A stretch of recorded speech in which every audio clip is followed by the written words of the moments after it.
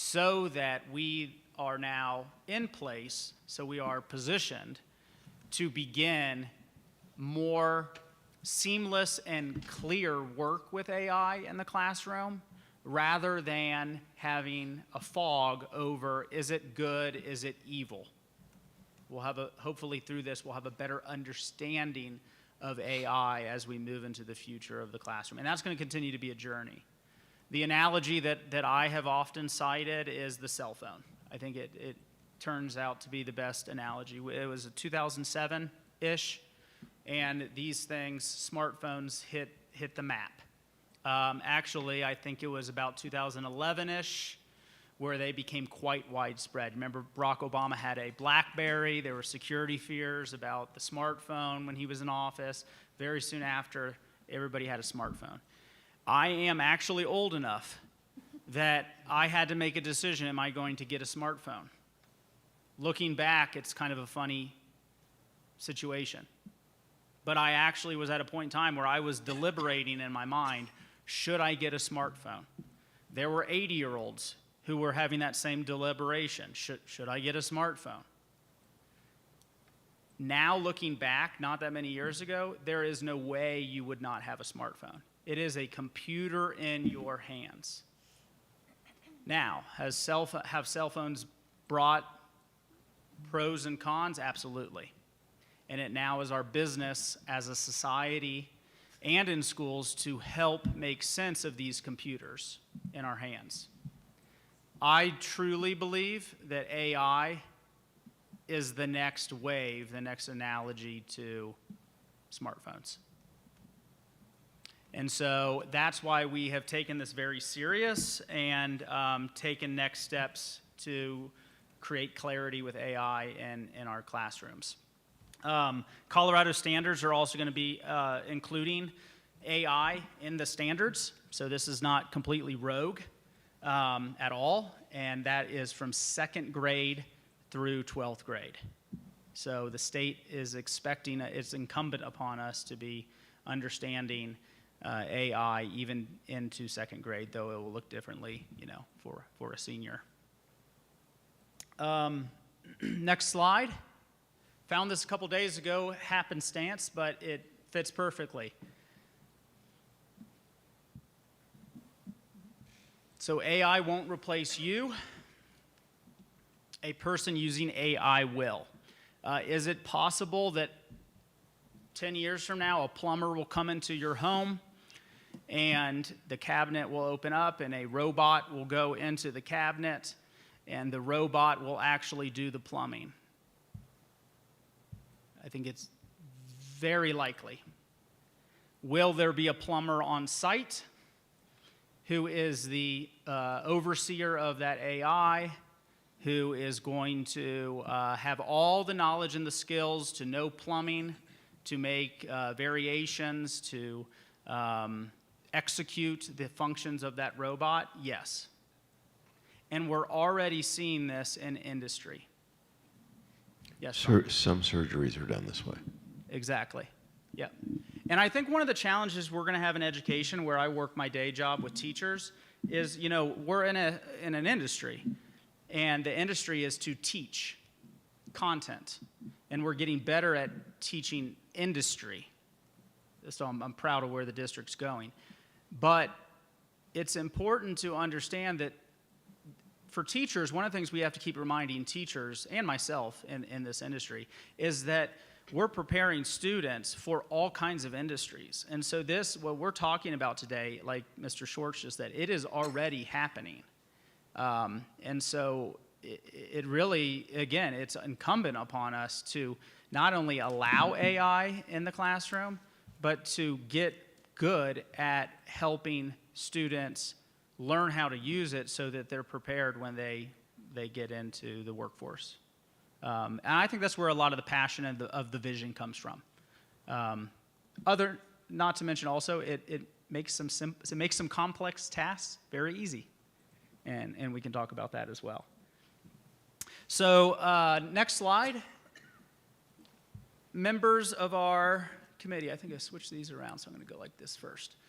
So what we decided as the executive team in connection with the school principals, we decided, what was it, in July even, August, probably August, we decided, let's move forward with the task force to create school board policy and many other things for the district to present to the board.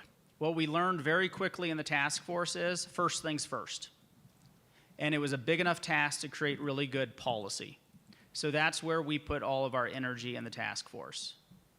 The other items, as it relates to handbooks, as it relates to resources for different stakeholders, is yet to come. That's going to be work in progress as we move through, the next year and future years. But our goal was to create a proposal of a school board policy. There are districts in Colorado and nationwide who have actually created school board policy on AI. In talking with Ms. Wetstein and the executive team, Mr. Mack, IT, we actually pivoted late in the process and decided that we would rather propose regulations to our current technology policies. And we can talk more about what that looks like, allowing us to pivot quicker if things need changed, and also allowing it to live within board policy and a regulation for both students and staff. Committee. One of the most important things was deciding who was going to be on the committee. Alexi and I met. Alexi and I met almost every week through the last many months behind the scenes to plan, to coordinate, to strategize how we wanted to do this work, and then to come up with a process. First task was deciding who's going to be on the committee. We are very proud of who sat on this task force. They are some of our finest and brightest. They are critical thinkers. I don't think there's one person on there who is a yes man or woman. And we wanted it to be that way so that we would have the right thinkers at the table. And they are all AI familiar. And so it allowed there to be really good thinking partners in this process. It included Palmer Ridge stakeholders, LP stakeholders. It included elementary. It included a elementary principal. It included district. And it also included a Palmer Ridge student, Colson Kovacs, and an LP student, Bridget Parent, who I'd like to give special mention to because they were sharp. Awesome. And they were not lesser members. They provided huge insight to the group. Our focus, Alexi and I kind of roll similarly. We wanted to get down to business, be clear, and be efficient. So we made a very clear frame for the group, which was committed to critical deliberation with a final product in mind. Also, just to be honest, to not waste people's time. And one of the big accomplishments we had is we set a goal, and speaking of timelines, we stuck to those timelines. So committee work can be interesting, to say the least, as we all know. And this committee work was really effective and efficient. We had 3 meetings. Alexi's going to talk about what those meetings looked like. But we were able, in less than a semester, we were able to have 3 separate meetings, which each with a clear goal to set us up for the next milestone of the next meeting. And we were able to have a final product at the conclusion of our 3rd meeting. So kudos to the committee members for meeting that timeline and having what I think is a great product. So at this point, I'm going to allow Alexi. I'm kind of the vision guy, the salesman, if you will. And Alexi was the worker bee who mastered the whole facilitation plan and did a fabulous job in all the committees. So I'm going to let her I'm going to ask her to talk about the process we used in the committee meetings, and then I'm also going to ask that she take the ball and actually talk to you about the regulations that we're proposing. Thanks. Yeah, so we had a okay. We had a clear intention with our process, and it was a little complicated because we did have stakeholders from so many groups. We had a parent, students, and then members from all the levels in school. So we wanted to make sure that we could use the time that we were pulling them from classrooms effectively so that they could take action and not just have conversation and discussion. And so one of our initial steps was to pull all of the resources we could find on AI that is already out there. So guidance from the State Department, from the CDE, from other schools and districts that have been doing this work and engaging in this process. And we compiled an exhaustive, as much as possible, list of materials. And then tasked our committee with going through those to find what items came up consistently throughout those policies, and what items did they think were important for us to include in our own policy. So we spent some time looking at what we wanted for policies with AI for both students and staff, what our concerns were with AI for students and staff, and then what our best hopes were, and then used that frame to go through the existing documents to decide what did we need to have in place to protect students and staff based on those fears, and to allow continued learning and education to happen based on those ideals or goals. So from that step, they did a huge process of culling through information and pulling out language, verbiage, and concepts that they wanted to include. Our next step was to utilize AI to feed it that information and sample frameworks for policy, and have it generate for us what it thought a framework for policy for D38 could be. So we took those drafts back to the committee. And in that step, they were able to go through and identify redundancies or areas of gaps that we saw based on, again, our big picture goals and what the AI had produced for us. And then we did that a second time, going through and culling. After that, Dr. Frank and I were able to get together and take what we saw in existing policies, the recommendations from the committee, as well as their suggestions, and put together what we proposed as their final draft. In our last meeting, we were able to go through that and fine-tune it. And as Dr. Frank mentioned, we know that there are lots of steps that are yet to come, but before we can really engage in them, we wanted to have clear guidelines for both staff and students that could set us up for the next step of identifying language for handbooks and figuring out training, resources, and support that would need to happen at the different levels. And that's where we landed now. So you should have, I believe, copies of the regulations that we have, the two documents. We wanted to keep them short enough that they would be easily accessible and a document that teachers and staff and students could engage with in a realistic way. We understand that these are going to be the framework and base that creates future products, resources and materials that will come from it.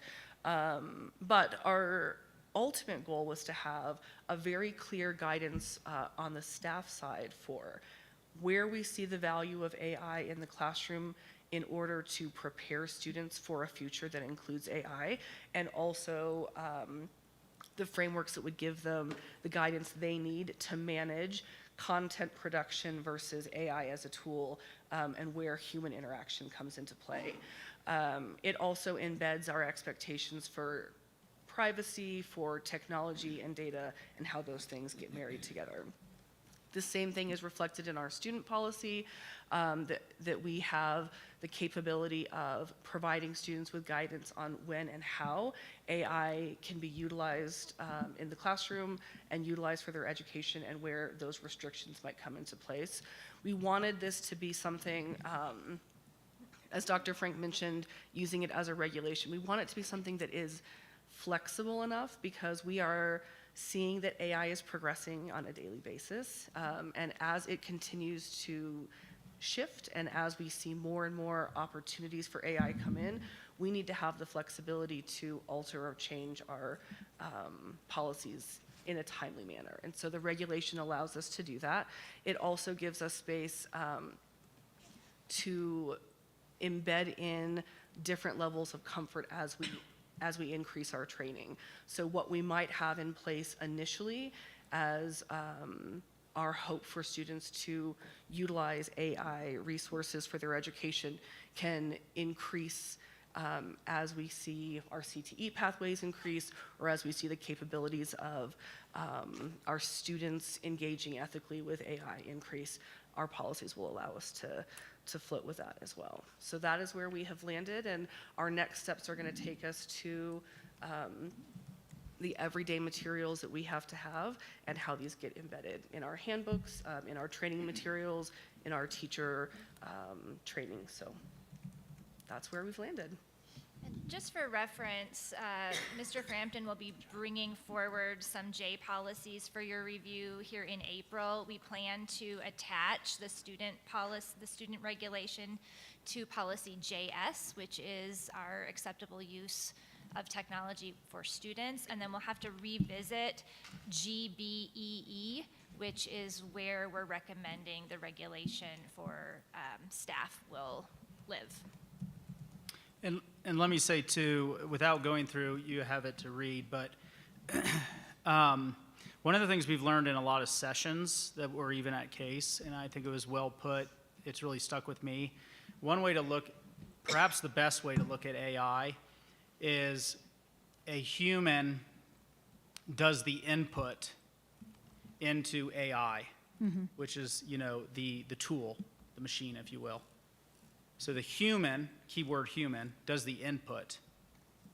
So that human, what gets inputted is very much dependent upon a well-rounded, intelligent, educated, skilled human being. That will not change. And then when the information is inputted into AI, it will create an output. And it will require, like the plumber, it will require a human to evaluate that output and possibly recycle it through the machine, if you will, for a improved output or to make decisions about what to do with the output. That's what's already being seen in industry, and that would be no different in the classroom. So one of the most important pieces that the committee, the task force is proud of in both documents is a section that is also the same in each, and it's teacher discretion and communication. And what we're hoping to see in the classroom, and this is not our own brainchild, this was derived from thinking that's already out there, but we did land on some language discretion, is that teachers will actually be using the language of level 1, level 2, level 3. And so we want clarity in the classroom. So a teacher might say, we're going to do level 1, that's AI free. No AI. Or we may do AI limited, that's level 2. And you can use AI to help brainstorm, to help do all kinds of things to assist you as you create a standalone human product. And then the last one is level 3, AI enhanced.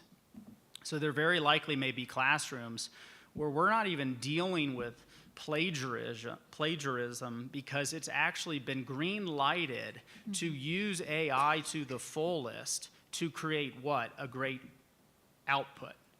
Just like an engineering firm or a marketer may use AI, even in full, to create what they evaluate as a great output. So a lot of the training will be helping teachers understand the levels, but also giving them discretion as they create lesson plans and activities of when they use what level, which will also help students to not be confused, because right now there is a lot of confusion without regulation or policy as to is it good or is it evil.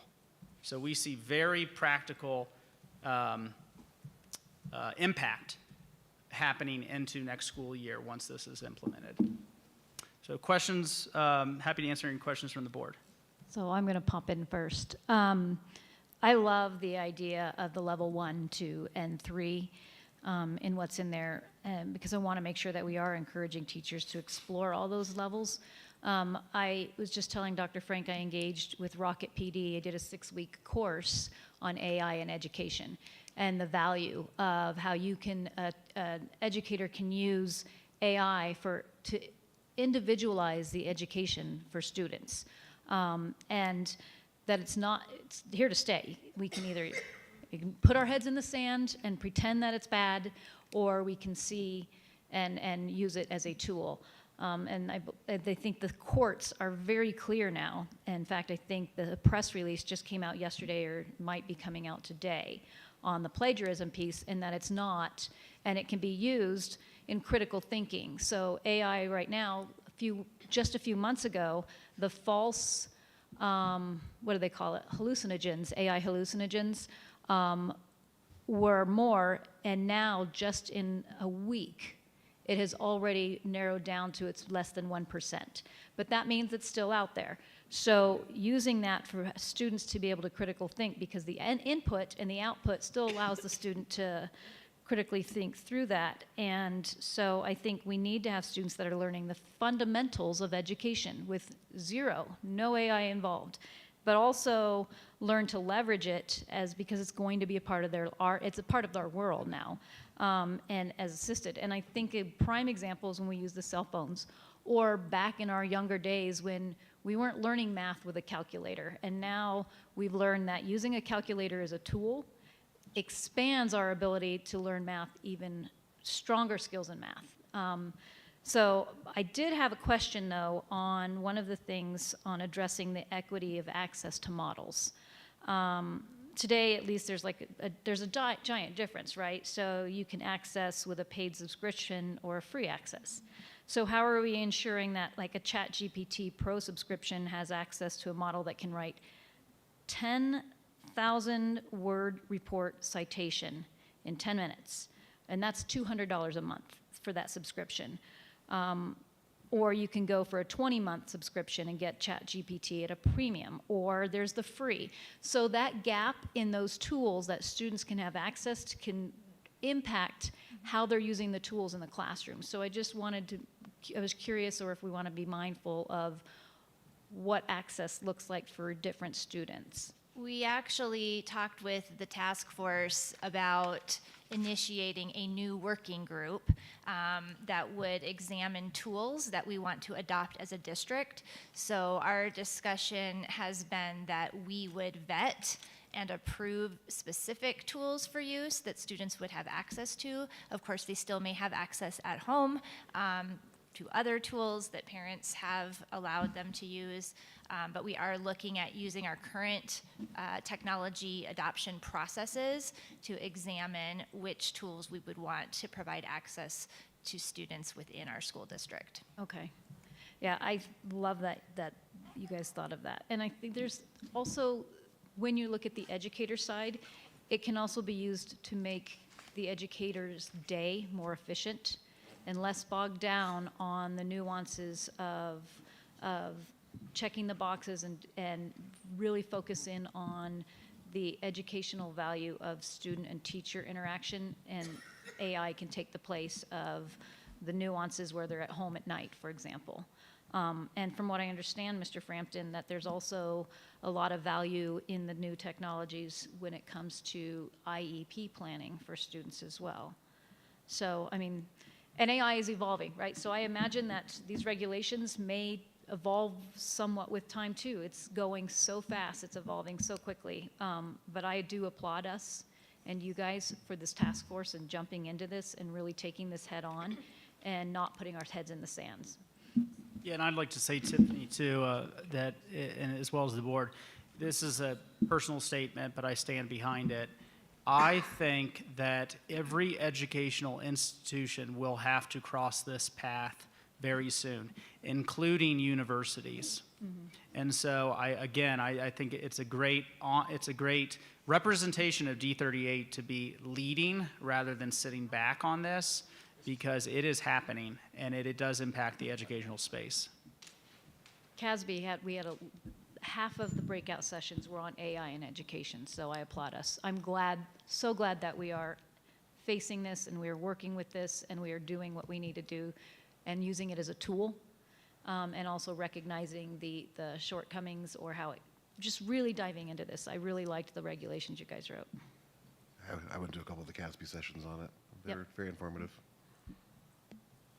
Mr. Schwartz? Were you able to get a feel for where the leading versus the bleeding edge is on this? And if so, what does that look like?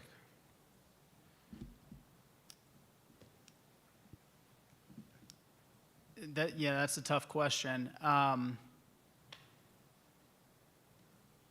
This will impact the classroom, I think, in two ways.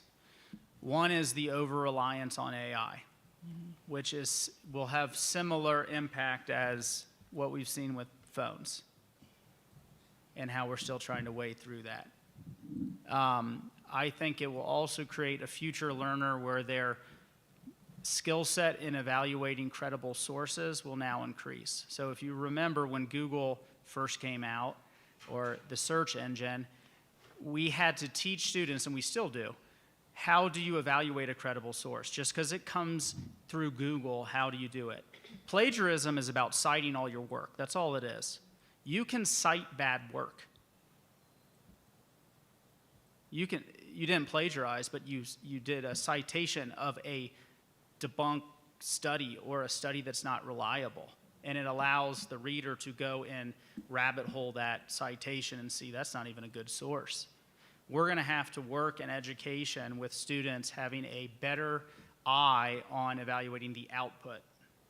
The other thing it's going to really change, and this isn't just me speaking, there's articles on this widespread, the classroom environment may change where we cannot rely as much in the future on grading a final product, because the final product could be easier to just rely on AI.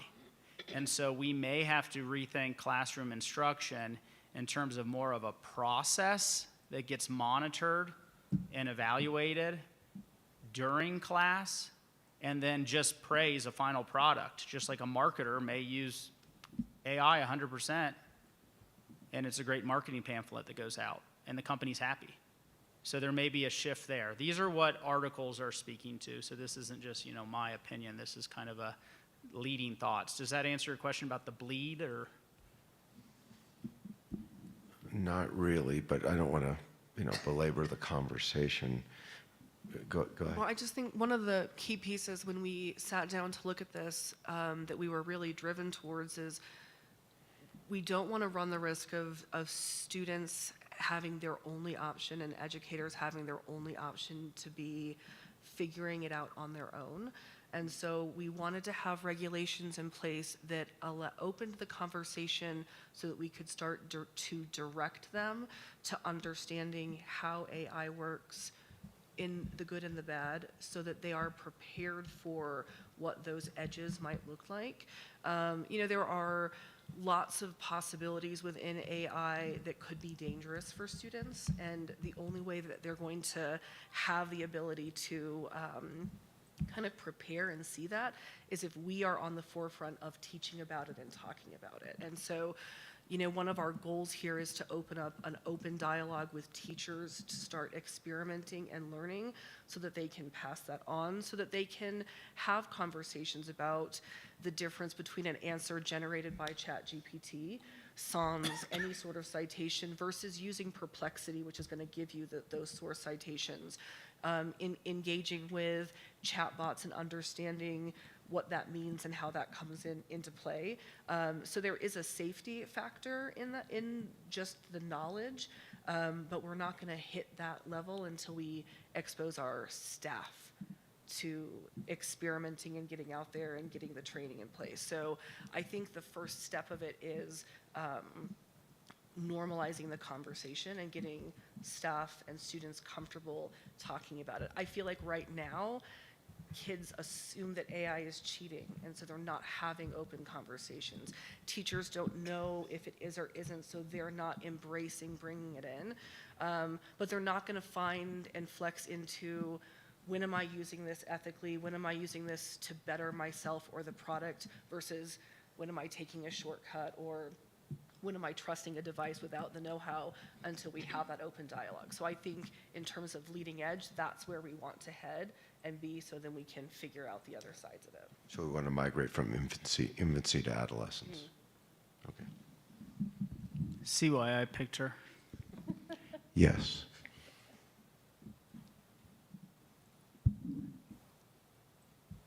Mr. Brown or Dr. Schenk, anything more?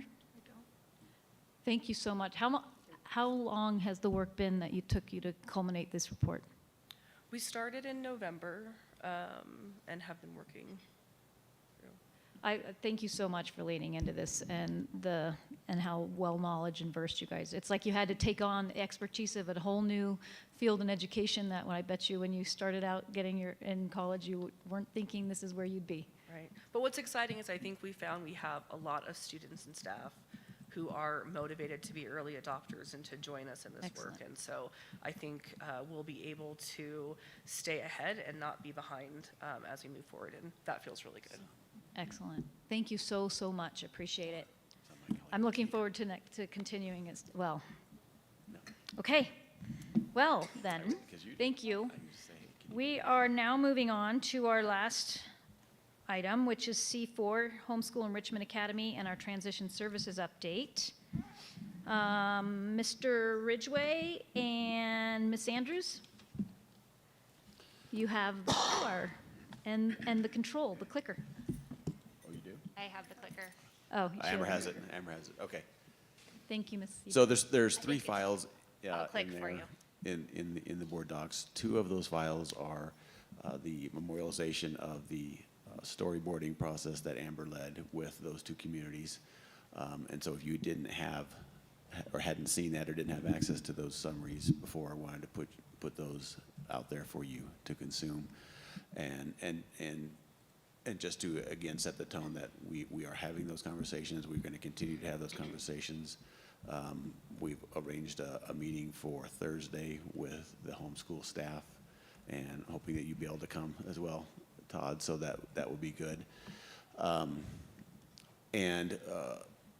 The second bullet point here is a meeting that Melissa and I are having later today that we're really looking forward to, anxious to, and that's a meeting with the town staff and just to talk about variance processes and what potential sites they might have awareness of, and so that we can know how to proceed forward with different scenarios as we look at it. So, and so these bullet points here on the transition status are just the things that we have that are in play for us right now that we are working towards and on in various levels of progress. And one of the things that at the very bottom there is we want to take Ms. Judomsky and probably a group of people to a steel building set up for a school so that they can understand how well that actually works, and it is quite different from a modular scenario. And so that's one thing that what we're making those arrangements for as well. Our commercial real estate broker who helped us with the CIC building is also looking for spaces for us, both short-term options and long-term options as well. So there's not a lot of conclusive in communication that we can put to you, but just wanted to make sure you knew that there is a lot going on, and we are making progress on that.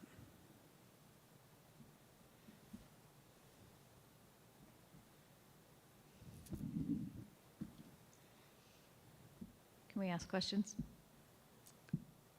Sure, of course. That is your prerogative. Or do you want to talk about next steps? No, go ahead and ask questions. Team? If at all possible, I'd love to join for the visit to the steel structure. Okay. Excellent. Deal. Feel dumb, but what's CIC? The Career and Innovation Center. Oh, right. I call it. It's a new acronym. Yeah. Right. CIC, CTE, same thing. Yeah. Yeah. And that, what that is, the healthcare section of the CIC has been identified as a phase two. So the space will be there. It may not be occupied unless a bunch of other funding resources came to bear on it quickly, then it probably wouldn't be specifically occupied next fall, or maybe even through the year of next year. And so could we just use that space and actually kind of help, could instead of investing funds in a temporary space elsewhere, could we actually invest funds that actually could have a long-term benefit for that space as well? And so we want to have that conversation with that team, and also just make sure that there is viability to that. Melissa, anything you want to add to that one? Are we allowed to do comments as well as questions, or are we only allowed to do questions? Can you comment in the form of a question? That would be a Jeopardy thing. Yeah. I just wanted to compliment you and your teams on asset utilization, because this is a wonderful example of asset utilization versus creating yet another asset that costs incremental funds. Thank you. Sure. Thank you. I'm not even going to try to put mine in the form of a question. So thank you for continuing to lean into this. And as I've grown as a board member, we talk about baby board members. As I have grown in this role, from where I was 7 years ago, I had a very different thought of what that asset next door could be or should be.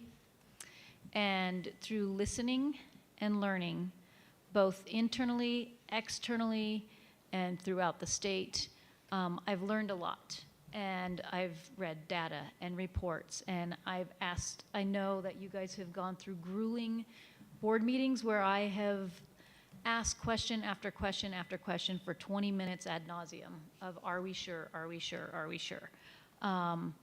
And I remember when I first joined this board, the previous 5 members of that board had gone to a contractor, and I wasn't convinced. So I asked for another opinion and still wasn't convinced. And then we brought in an outside opinion.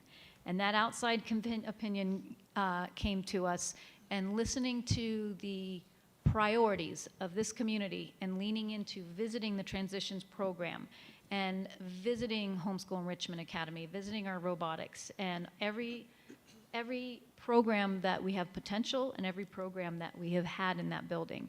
And every single one of them saying the same thing. And Mr. Brown, I want to thank you for when you came on this board. We'd been kicking this can, and it was always can we get this done? What do we need to do to take care of our transition students? Because that's not an effective learning environment for them. What can we do to make sure that we are having a learning environment that leans into students, every single student, every single day, in the best way possible, while being very mindful that we are stewards of taxpayer dollars. And we can dream, and we can't have the Taj Mahal, obviously. So what can we do with the limited resources and the limited dollars that we do have? How do we make sure we're leaning into taking care of our kids? And I want to thank you, Mr. Brown, because you got on this board and said, all right, gang, it's been long enough. We need to act. So I want to thank you for your motivation in that. I also want to thank when we brought in KPI, which was an external contractor from outside of the state that has they have nothing, not even involved with D38 other than just a professional opinion. And you were part of that committee when they gave us the report.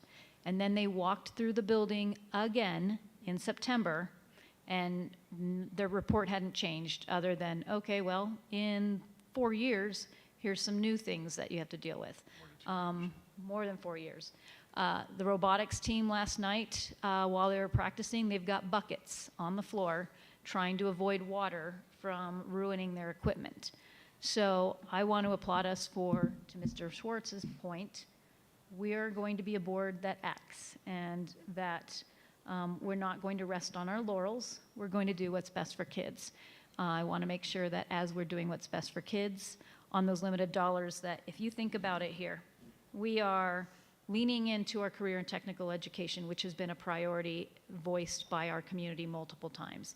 We are leaning into giving our Homeschool Enrichment Academy and our transition students a permanent educational space that honors their educational needs. And we're addressing our deferred maintenance. And we're doing it for less than it would cost if we just went in there and said we like the bricks. And I know that there's been some passionate community members. There's always going to be passionate community members, but to your point, Mr. Schwartz, doing the right thing is not necessarily the easy thing. The easy thing, honestly, would be to just Keep kicking the can down the road. well, we can't kick the can down the road because we have students in that building. But the easy thing would be to just waste $240,000 a year and let that building sit unoccupied while we find some place to put our kids. But our kids are not canned goods. They're not widgets that we just put someplace to fill. We need to take care of our kids. And I want to thank Ms. Wetstein and Ms. Andrews and actually all of you guys here. I was going to list each and every one of you. Well, Alicia was there as well. Okay. And so it's, when you guys had the forums with our Homeschool Enrichment Academy and our transition students and what they had to say of what they need and what is important to them, because I will tell you this, just the beginning of the school year, I had a thought of what would serve our transitions best, and listening to that feedback from that stakeholder group wouldn't have cut it. So I'm thankful that you're leaning into those stakeholders and taking it slow and mindful, but also recognizing the urgency at the same time. So, I mean, I know it's big work, and it's another reason that I'm confident that this spring, going into next school year, that we are navigating those waters in this ship full steam ahead. So I just wanted to put that out there. Thank you. Yeah, we definitely want to have those two programs in better spaces than they have now, and good long-term spaces. And so even while we've been sitting here since we started talking, we actually received a meeting request from a property owner for tomorrow. So again, things are in the hopper and happening right now. And we brought in two other, I just realized, speaking of firms, we brought in two additional firms. Mm-hmm. So we've had the opinion of 1, 2, 3, 4, 5, and one of them has looked at us twice, 2 or 3 times. So Yeah, so we'll be able to get this done in the most cost-effective approach without, again, asking for additional support from the community.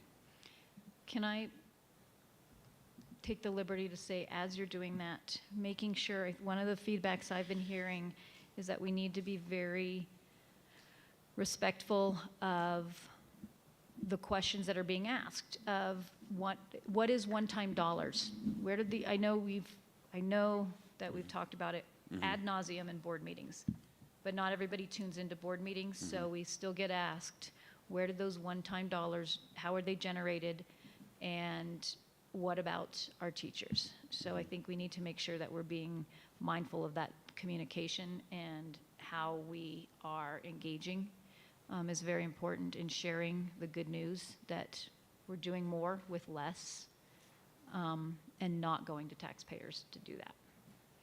But we still need to make sure we're taking care of our staff. So. Yep.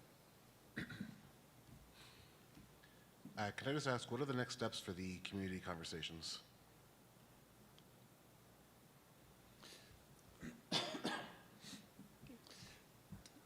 We currently have a meeting scheduled this Thursday with our Homeschool Enrichment Academy community.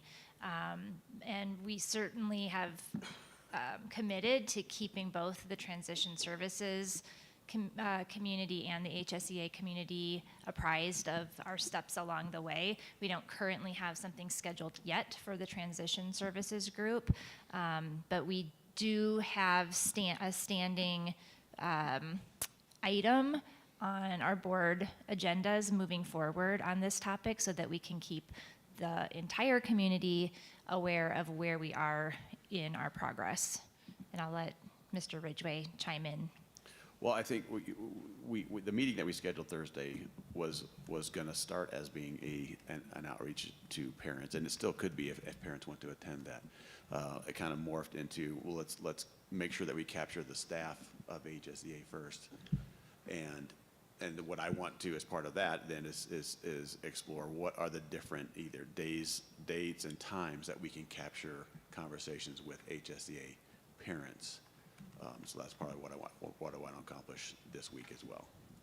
Okay, yeah, it's definitely important to get communication to the parents because obviously there's some inaccuracies that are being shared on social media. Right. For whatever motive, I'm not sure, but Yeah. definitely want to appease the parents and let them know that, of course, we're not looking to hurt the program, get rid of the program, downsize, or anything like that. And I think there's some confusion when we said we're going to demolish the building and then figure out what to do with them, rather than figure out what to do with them and deal with the building. I think we just need to stay in front of that, and happy to speak to the parents. Of course, Yeah, if looking you want. forward to the opportunity to start that with them on Thursday. And again, what I'd like to see maybe in the coming weeks right thereafter is maybe, again, meetings at different times on different days, so we can kind of connect with as many people as possible in this month for sure. Absolutely. Okay.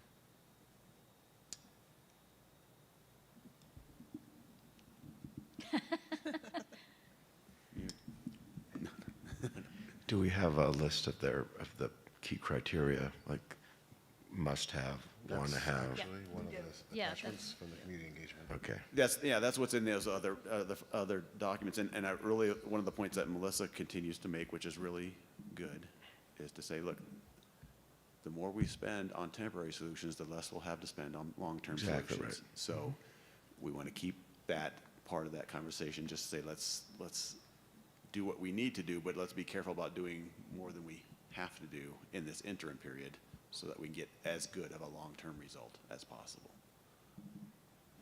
Can we as board members attend some of those meetings? And I ask because there's all kinds of different ideas of what are some solutions that we can look forward to.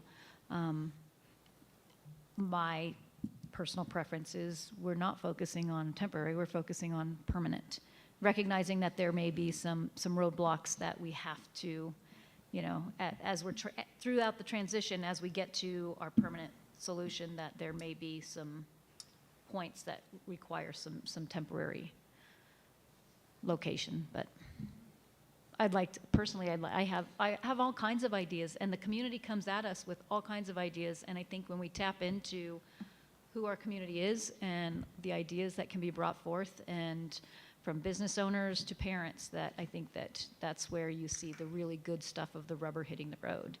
So that's why I was asking. I think that'd be great. Perfect. Thanks. Anything else? I just think for everybody, just for your information, to know that the town of Monument and the Monument Fire Department have been very active participants in all of the solutions. They want to help, they want to meet with us, and I've been on the phone a lot with the fire department, making sure that we're meeting expectations, because what Brett was mentioning earlier, the variance waiver, is when we are in a building that was not specifically designed to educate kids, there are things that we're not going to meet, like airflow in an office space doesn't meet educational requirements, and they give a variance waiver for churches or whatever we use to make sure that we can occupy the space. And so those are the conversations I'm having on the side. Gotcha. Oh, great. Deal. Anything else for the good of the order? We are as concerned. It's an hour past where we were going to end, so I think that this is all good conversations that will continue. Anything else for the good of the order? Excellent. Then let's adjourn. Lunchtime.